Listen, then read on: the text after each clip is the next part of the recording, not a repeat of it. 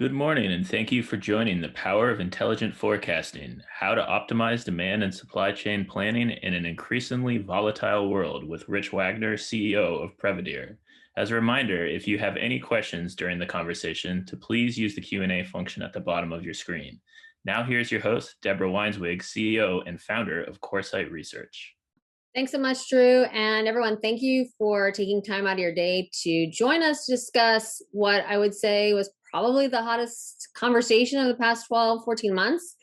And this was around the CPG industry. And for any of us who were in stores or trying to purchase online, we certainly saw some of the challenges that this industry was facing, and whether it was product forecasting as the pandemic drove significant shifts in consumer preferences, but also shifts to buying more in grocery, the acceleration of digital shopping, a challenging physical environment, and unprecedented volatility and demand coupled with significant supply chain disruptions. We're going to try and start to unpack that today, but we're just going to get started. And so very excited to have Rich Wagner join us.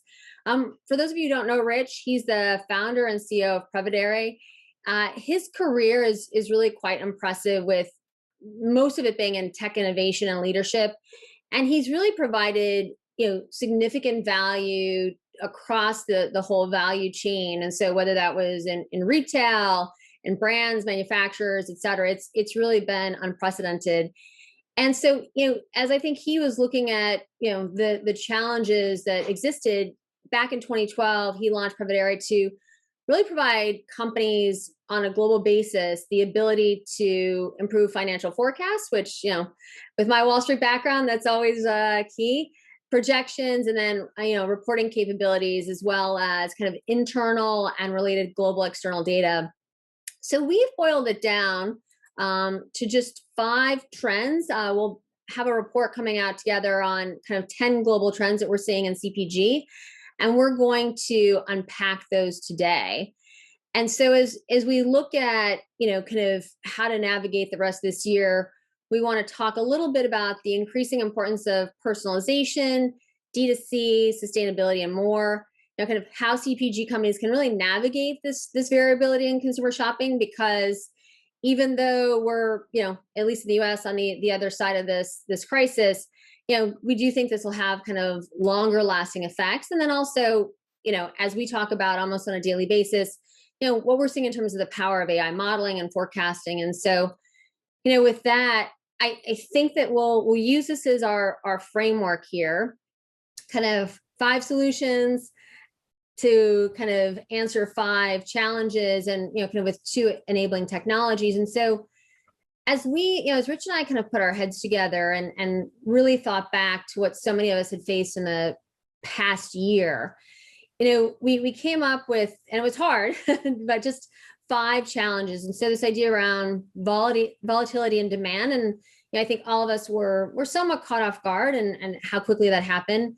Secondly, the expansion of e-commerce, and while I think many retailers, especially and CPG companies, last year, kind of felt that we have peaked in terms of year-over-year growth, we're continuing to see that even now as we're lapping last year, right? As we've kind of moved past mid-March and we're already here in mid-May, there's been unprecedented growth. And so you've had, new consumers who've entered the stage in terms of, kind of buying online, and whether they're picking up in stores or having it delivered.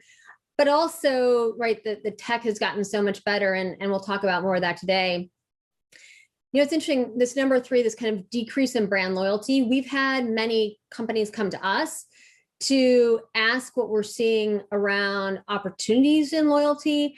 And if you think about some of the enabling technologies, which in some ways kind of disintermediate the relationship between the consumer and the retailer, the brand, that I think has certainly led to some of the changes we're seeing on the branded side, and also an increased interest in private label. We at Coresight spend much of our time on number 4, which is supply chain disruptions. And Rich and I spoke before the call. I mean, there are so many, and whether it's kind of freight or kind of input availability or lack of labor. I mean, it's it just kind of continues to grow. And then lastly, kind of number 5, this is really interesting, is around how consumers expect brands to really connect to them on a one-to-one level, really much more personalization. And right, whether it's, kind of product recommendations or whatnot, having things that are much more tailored. And so if we look at those are the challenges, right? And then, having the solutions, whether I think demand forecasting was the literally number one solution we heard being requested last year. Number two, AI and digital marketing. So how to have a greater impact and effectiveness on marketing spend. Number three, right, this kind of better digital experience as it relates to and will hopefully drive brand loyalty. Number four, simplification of supply chains, which I think I actually do dream about at night. And then once again, number five, this idea around kind of more personalized experiences. So this report is coming out in the next few weeks. We wanted to kind of double click on five of the trends. And so we illustrate them here. And while all are incredibly important, once again, time will hopefully allow us to get through the five that we've chosen to today. But once again, those align to kind of the five challenges and the five solutions. And so this is just kind of a preview of, kind of our discussion today. So let's get started. Let's be cognizant of the time. And as we really start to look at our first trend here around demand forecasting and how that's enabling, kind of CPG companies and also retailers with their own brand to make, kind of more accurate decisions, this is all powered by AI, and these, kind of tools are really enabling this integration of data and patterns to, really reduce errors. As you can see from this chart here, however, kind of consumer goods firms still see barriers in data integration. And I think, we all see that in our own businesses, right? It's incredibly challenging. And, less so, the challenge here is kind of analytical capabilities. In some cases, right, that's very much kind of human driven. And so as we think about some of, what's moving ahead here, and with this kind of volatility, I do think, Rich, that, kind of demand forecasting is going to be an even bigger call out as we move ahead. And some of that is because, and I have to say, I think retailers faced so many challenges last year. And as they were able to kind of improve their demand forecasting, I think now they're going back and fine tuning that or looking for solutions. What are you seeing from that perspective, and how high kind of on the list is that for, for people you're speaking to? Yeah, it is top of mind for even leadership within our retailers and consumer packaged goods. So now we're not just talking with the operational teams and maybe looking at individual SKUs, but we're talking with CEOs and CFOs every day from the largest retailers in the world, largest CPG companies. And it's really driven by even finance in many cases. So it's a very important problem because we now see very strategic leaders also getting involved in championing this, right? We always had the spot problems, and we had the demand forecasting at a granular level that we needed to optimize. But now you're seeing the top paid people in these companies really focus on this and bring us in to try and give them some insight. So it is a big challenge in understanding, not only the things that they can control internally, the pricing and promotion and distribution, and the traditional driver mix models or mixed market models that they used to do, but it's drivers, period. It's the external influencers as well as those internal, because in today's world, the external are heightened, and they're going to continue to be. And it could be from being an essential business or not, right? Half of your store could have been shut down because it was no longer considered essential. That leads to market share.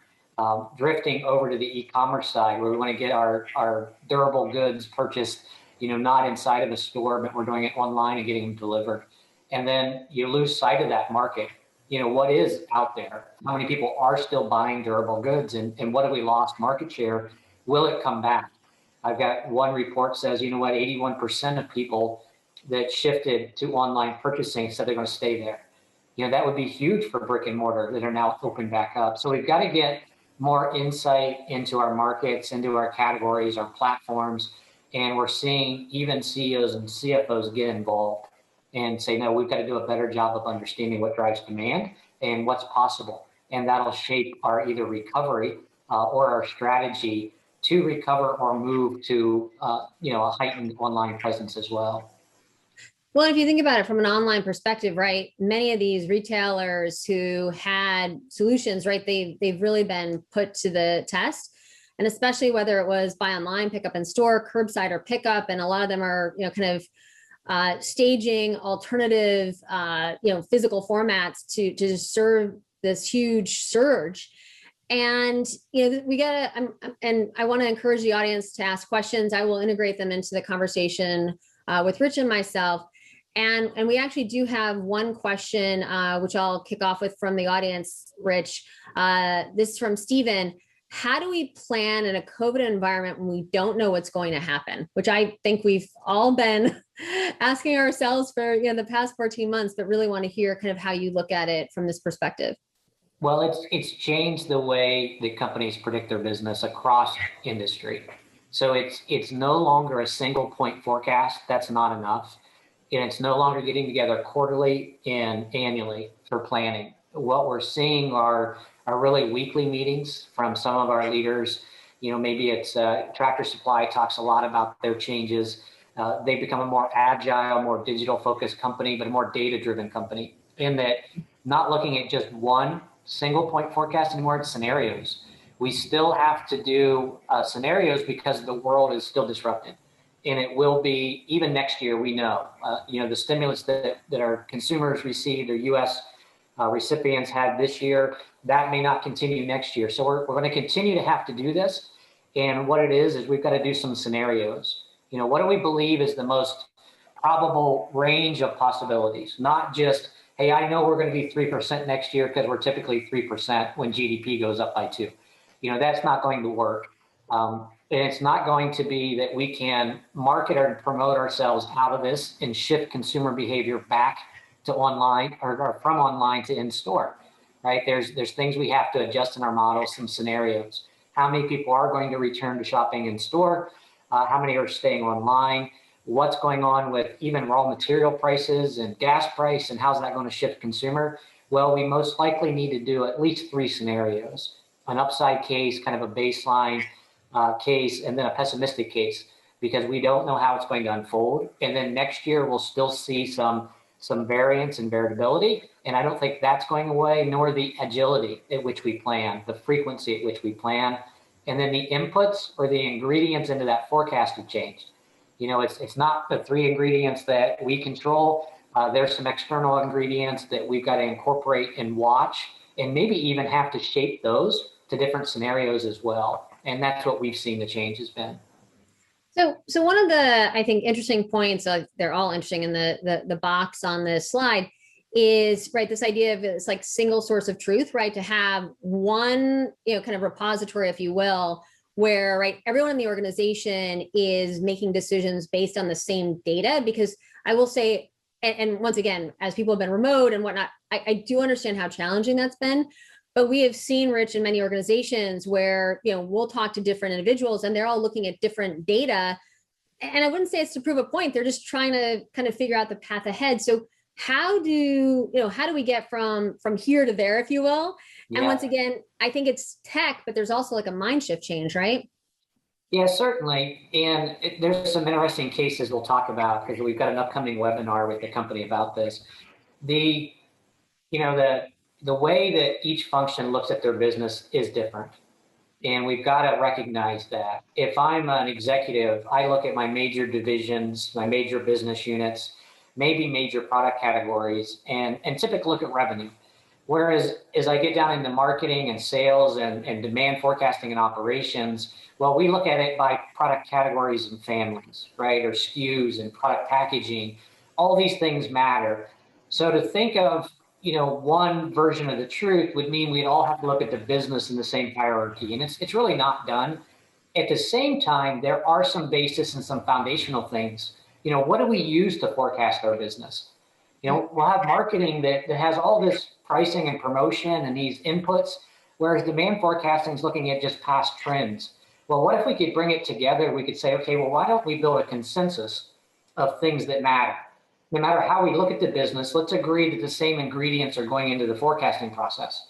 then we know what marketing is doing and we account for it. We know what the sales team says and account for it. We know what these external drivers are, and we know some other things about our business that we may be investing in or have some constraints in.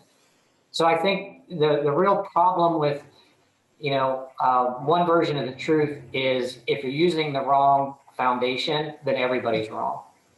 So if we're doing an IBP or integrated business planning, but we're missing part of the ingredients to our forecast, everybody's wrong, and we don't want to do that. So I think the consensus forecasting wins.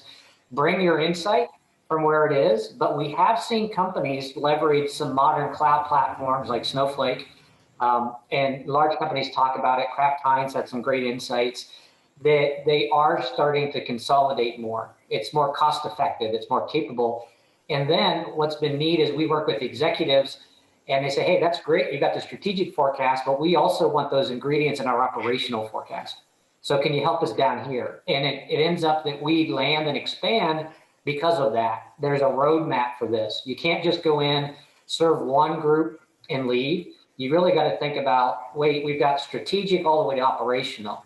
How do we get insight across all those so that we're talking about the same thing? And there's definitely ways to do it. I come from a very technical background. At one point, we did a 6-way merger of multi-billion-dollar companies. I get there's different systems. There's different ways to look at data, different ways to view your business. But if you can start with kind of the strategic and work yourself down to the operational using the same ingredients, I think you can have a similar starting point. No, I think it makes a ton of sense. We have a question from Cody. Are there any new external economic data points that have been included in Prevedere's forecasting model? If not new, maybe more emphasized than pre-COVID? Yeah, a lot of new high frequency data, we call it. There's some soft data and there's some hard data as well. So we'll talk about high frequency. Well, high frequency is just that we are no longer just looking at monthly economic conditions, housing starts and personal consumer expenditures and real average hourly earnings on a monthly level. We're also looking at near-term high frequency data. As a matter of fact, the Federal Reserve created, for the first time I've seen, a weekly proxy for GDP. And GDP comes out quarterly. It's been slow and it's been hard to use for companies, but used a lot incorrectly. But what they did is they built some leading indicators that are a proxy for GDP that come out weekly in a weekly economic index. And then the other piece of it is some alternative data, like mobility data. It's a hot topic as far as, should we be collecting and assuming it, or should, your phone know exactly where you are, anonymize that and send it out. But it's helped us look at, people's travel behavior for those essential and not essential businesses.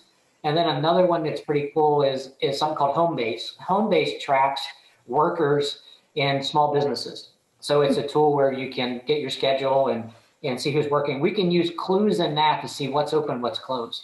We can use mobility data, government stringency index, what's shut down, what's not. And then also that weekly economic index is kind of new sources for us. Amongst many others, we're still watching online. Today we saw a report in the Wall Street Journal that says worker shortage. It's trending exponentially. It's growing like crazy. Things like that are good clues, right? That could impact your cost as a CPG or a manufacturer or a retailer that you'll want to pay attention to. So there's lots of great data.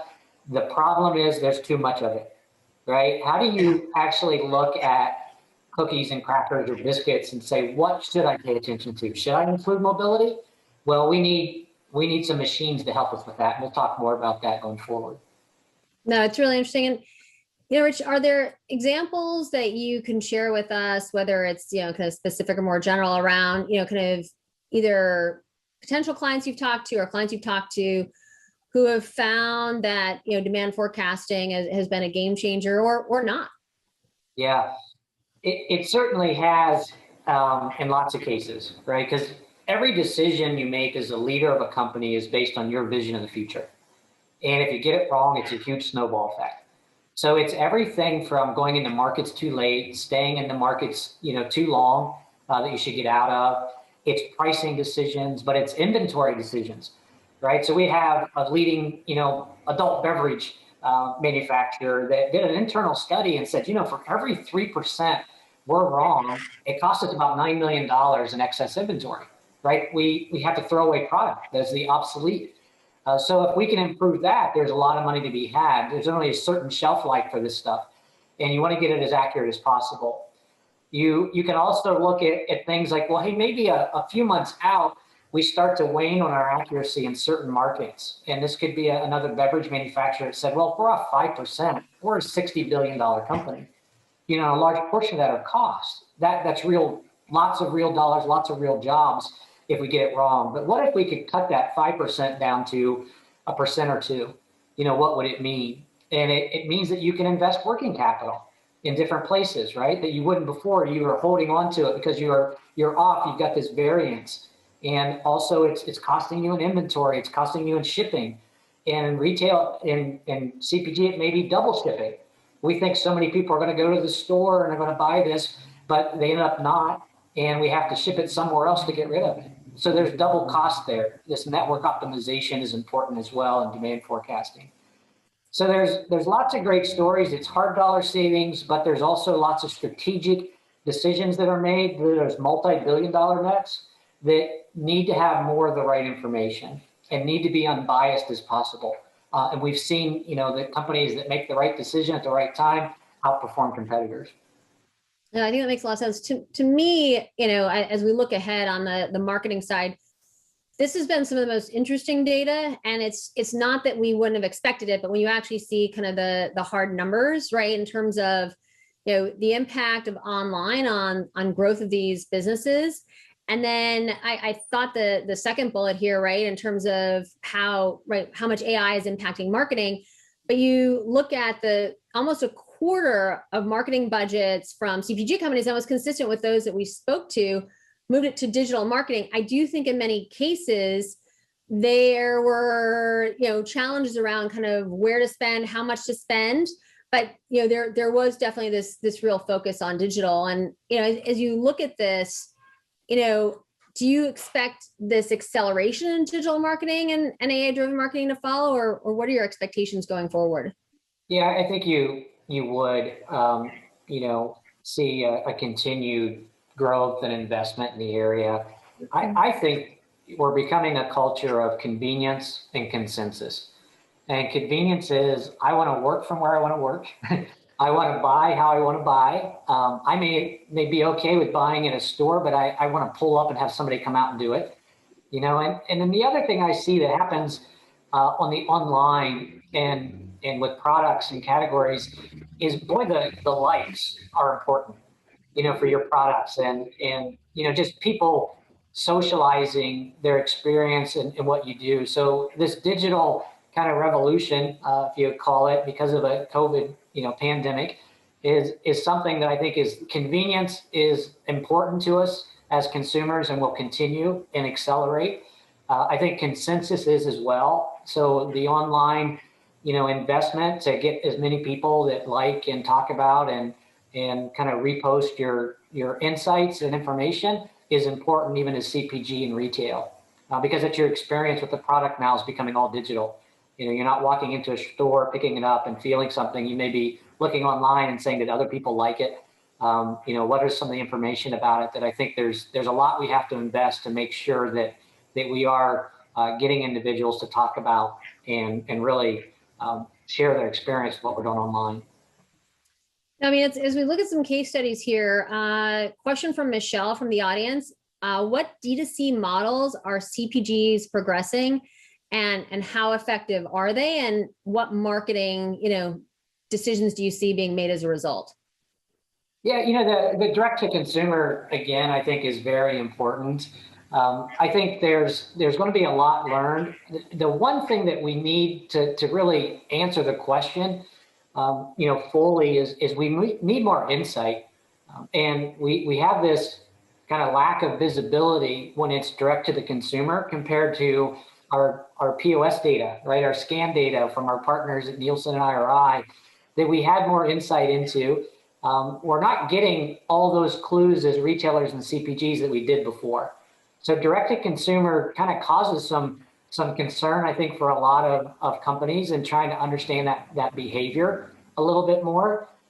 It's certainly one that, you know, how do we make sure we personalize it how do we, optimize kind of things that we send out and when we do to get people to consume it that way. It gives us some flexibility, certainly, in that you've eliminated some of the parts in the distribution channel, but at the same time, I think there's a concern that there's a little bit of lack of information or insight when it is direct to consumer, that we can't really get our hands around what are we going to learn from it yet. I think it's a great point. And actually, Bill asked a question, which kind of, I think, follows onto that nicely, which is, kind of how can we use our marketing budgets more efficiently? And especially in terms of, I think some of the changes you're discussing, it's a great question. One customer, a great customer in CPG space is essentially, once we've identified not only the impact of our marketing spend and pricing and promotion distribution, but also the external factors, their next step is to run scenarios. Let's adjust these levers. And that's going to be different today than it was before. One is you're explaining more of the model. You've got less unexplained things because you may be able to include consumer behavior in there and health conditions and other things. So you're getting a more accurate model. So when you do adjust those levers, you should be able to get a more accurate outcome and prediction. So what they want to do is really help the retailers, the CPG company, help the retailers make more money by giving them the right levers to pull. And they're doing it through scenario forecast, right? We had to implement scenario forecast module in our software because that single point forecast is gone. But it's also valuable to adjust your internal levers, not just the external, not just health and recovery and recession and cost of raw materials, but now we can also use that same model that has the external, less unexplained, and adjust those levers to really optimize what that retailer can do and help them make more money.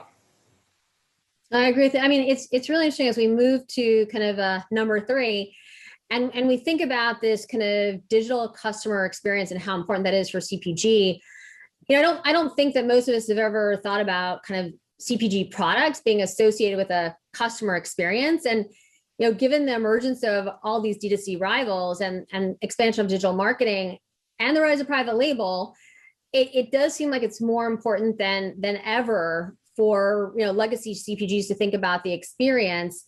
How do you see some of these kind of new technologies, whether on the right, AI-enabled chatbots, voice assistants, anything around automated payment? How is that enhancing the customer experience, and what do you expect in terms of spending going forward? Yeah, again, I think it goes back to convenience and also, being able to kind of understand, what that customer wants. Those tools like chatbots and others now give us some of those data points that we didn't have. You can do text to really translation into kind of indices on people and consumers. So the more I think tools and technology have up front, if it is direct to consumer, the more insights you're going to get, the more things you can test and confirm that could be driving the needle or moving the needle. So I think it's extremely important. CPGs are getting into personalization as well. We've seen drinks that you can flavor yourself. We've seen a giant mix of beverages, not so much the legacy beer, but some of the newer ones have all kinds of crazy flavors that are unique to me, or at least unique to the consumer, or maybe a demographic. Maybe we're looking at millennials and think, hey, personalization matters to them more. Well, we can track this and watch this if we have the tools and technology around it versus just shipping product. So I do think CPG is going to have to apply some tools and technology to kind of understand their audience, as well as retailers, kind of tailor the manufacturing process, the resultant products, more personalized toward those demographics that may want some of that personalization that's out there. We had a question come in from the audience from Maria, and thank you. A really good question. Are there any major process dependencies, example, departmental politics, other ongoing programs, et cetera, or legal constraints such as GDPR that might impact our customer data handling capabilities?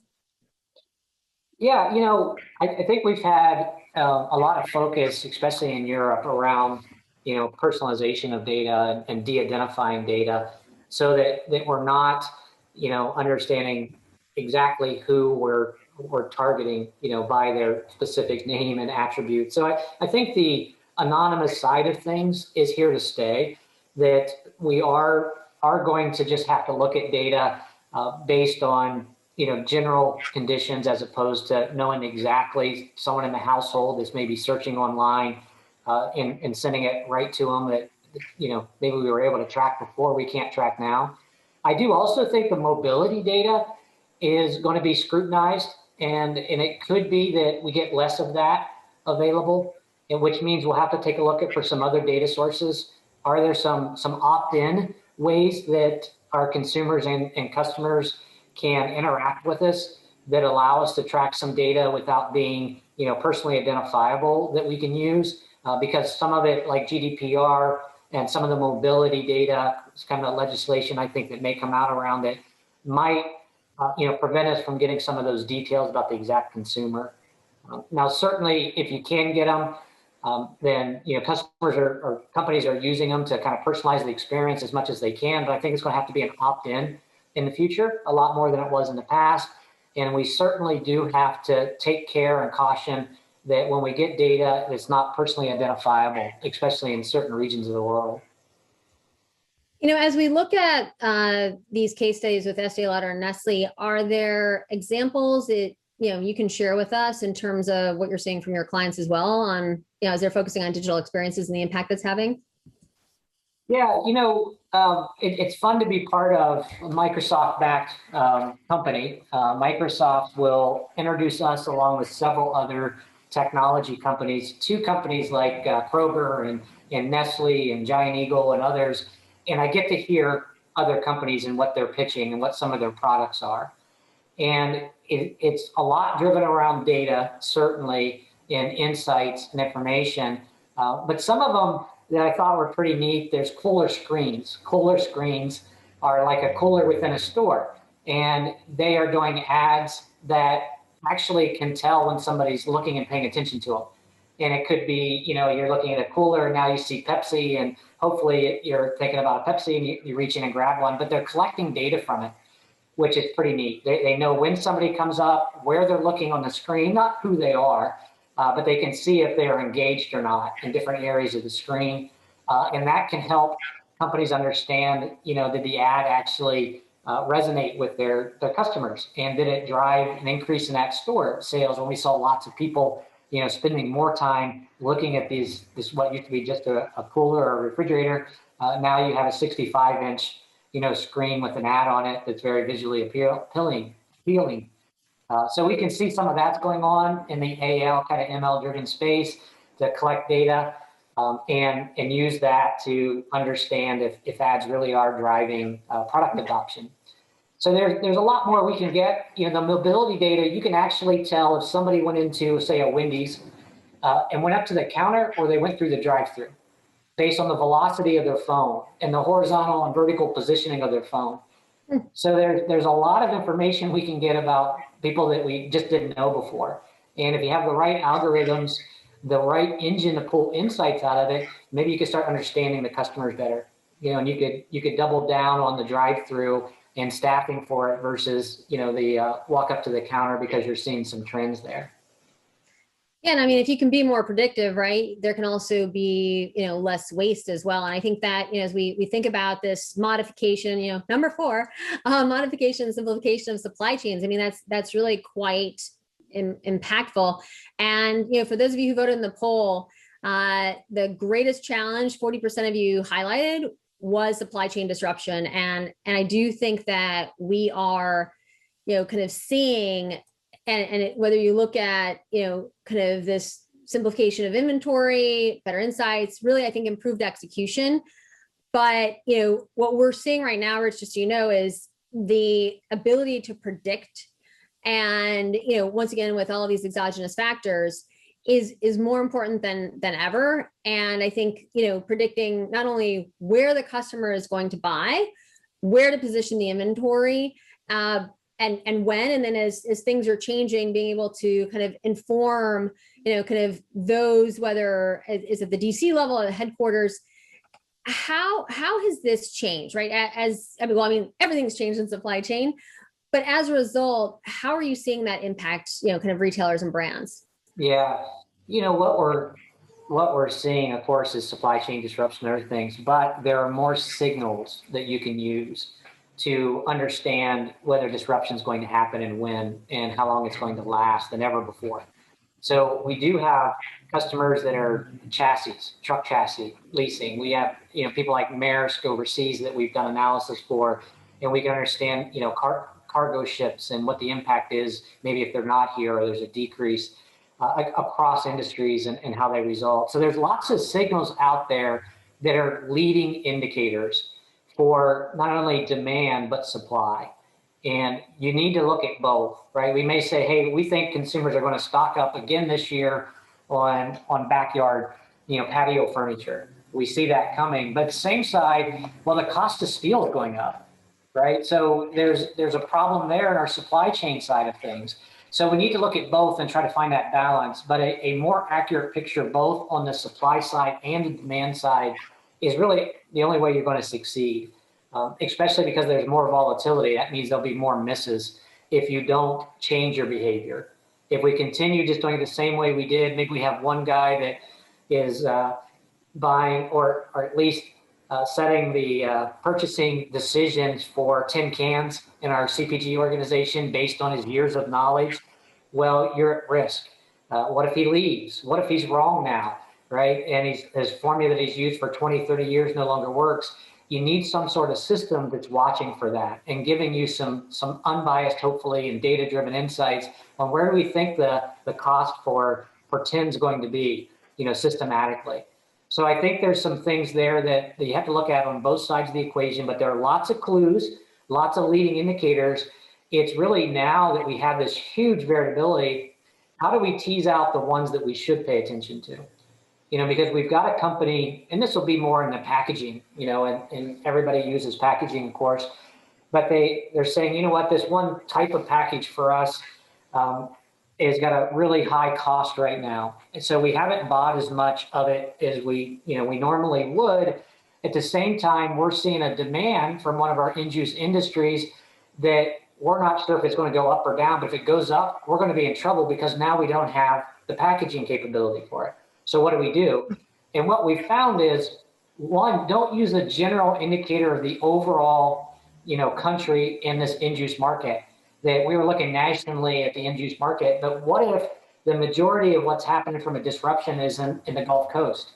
Well, we could actually now look and say, what matters more is not this national indicator, but maybe we can get regional and say, well, what's our demand like on the Gulf Coast? Because that's a big part of our demand in general. And if I get more comfortable that I'm using the right signal for that area, then what I could do is make those purchasing decisions with more confidence. I'll stock up if I see you get more granular and tell me, no, this group of customers in this region of the world, demand's going to increase. We're pretty certain. It's not just general, it's more specific. Then I get more confidence, and then I'll probably stock up on my raw material or my supply side. No, that's really helpful. And in the interest of time, let's move to number 5. And this is, I think, we could spend an entire 40 minutes talking about this, which is how CPG companies are responding to demand for personalized experiences. And also we've heard a lot about this idea of creating communities and micro communities. And so it's personalized experiences around product. Yes. I mean, I would love my name on, every Coke bottle that I drink. But I think it actually extends beyond that. And I think there's, we've got recommendations and, because the idea around communications, but there is no, in my opinion, no kind of silver bullet. There's, the consumer is learning to connect with, brands, retailers in new ways. And I think that they have heightened expectations for these brands and retailers to meet that. They need to kind of build these greater networks. And so, what do you see as the most important, if we're thinking about kind of 2021, what is it that companies can do, right? With this kind of investment in AI and automation to really kind of serve these up for folks? Yeah, I think it goes back to our first slide, and a lot of it's to have to do with data. Get your data together, make sure you're capturing the right data. But data by itself isn't going to do it. You've got to augment what you know about your industry, your products, and your market with some machine learning and some AI that can process things much faster. that it can take the routine and mundane out of that analysis so that you can be more strategic in thinking about creative ways to build these communities, creative ways to personalize. You don't want to be in data by hand all day, right? Deploy cloud-based AI tools and machine learning to find the insights. That's the goal. If you think that data is the new oil, well, I think oil by itself doesn't do anything. You need a match, right? And I think, AI and ML are that match to give you insights that you never had before, to process that data faster, kind of that energy that you need to get insights so that you can be more strategic and focus on the right things and get out of, the routine and mundane task that you have to do. Let the machine do it. And we're seeing that across not only industries, but across functions. You hear about, finance is automating. I think in the future, we're going to see these routine and mundane data gathering and number crunching, give that to the machine, be more strategic, use your insights to leverage this technology and tools to find, kind of that ignition that you need to personalize things or to, take a strategic bet on something because the data is telling you something that you didn't know before. Yeah, so we've got a few case studies here, which I'll leave up for a minute, but I do want to, as we conclude, and I do apologize to everyone in the audience whose questions we didn't get to, but there's a lot around, Rich, just, around, kind of the model that Prevedere is using and how that's changing and being augmented and kind of scenarios, range of outcomes. So there is like this idea of, hey, it's how I've always done everything from analyzing companies, where you've got to start at the top and then work your way down. And right, it's the whole macro perspective and looking at the strategic element, and then thinking about also what data you want to ingest. And if things don't seem to make sense, right, going back and revisiting that. So, so today we looked at, these 5 challenges, which I think probably every one of us has either experienced as a consumer or as a retailer, brand, CPG. And then 5 different solutions. And, there's no right way to start. It's just, I think, getting started and jumping in. And, the great thing about using, right, kind of AI, ML, data science, it's really rapid testing, and you can see it happen kind of right away in real time. So Rich, I'm going to let you kind of close this out because there are so many questions we just didn't have a chance to answer.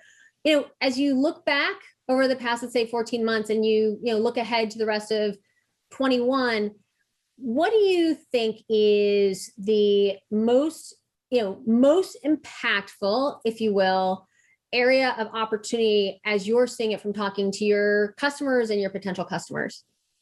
Yeah, for me, and probably a little bit biased, but I think the most important thing is that the way companies forecast and plan has to change.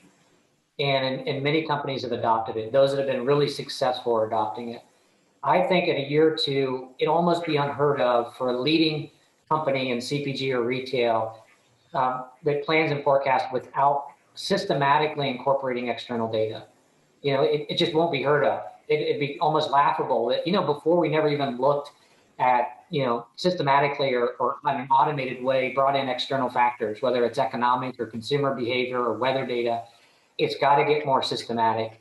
And I think we'll realize this in Institute of Business Forecasting said, this is a forecasting and planning revolution, not an evolution.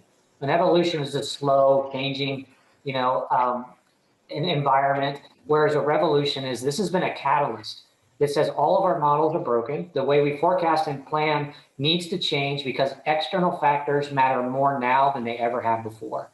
And to me, I think that's the lesson, and it starts at the top, certainly, the CEO and CFO and what keeps them up at night, but it's going to change the way every function within the business forecasting plans. I'll just close it out with this. It is very interesting, and you saying that just helped me, I think, threaded through a few needles, is we've seen a significant uptick in large, kind of retailers and CPG companies actually hiring internal economists in the past 12 months. And that, I think, kind of speaks so loud to what you just said in terms of, right, having this, kind of capability to forecast. So with that, Rich, thank you so much. I feel like we just scratched the surface of these very important topics, and thank you for joining us.